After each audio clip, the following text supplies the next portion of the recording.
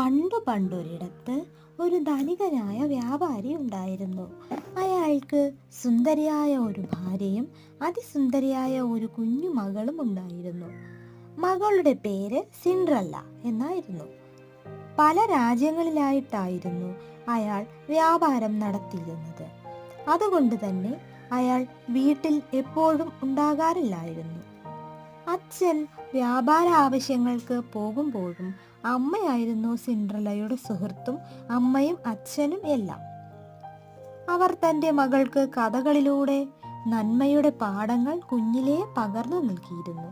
അതുകൊണ്ട് തന്നെ മറ്റുള്ളവരോട് വളരെയധികം സ്നേഹവും ദയയും ഉണ്ടായിരുന്നു സിൻഡ്രല്ലയ്ക്ക്. എന്നാൽ സമയം കിട്ടുമ്പോഴെല്ലാം കൈനിറയെ തൻ്റെ മകൾക്ക് സമ്മാനവുമായി ആ വ്യാപാരി തൻ്റെ കൊട്ടാര സദൃശ്യമായ വീട്ടിലേക്ക് ഓടിയെത്തുമായിരുന്നു.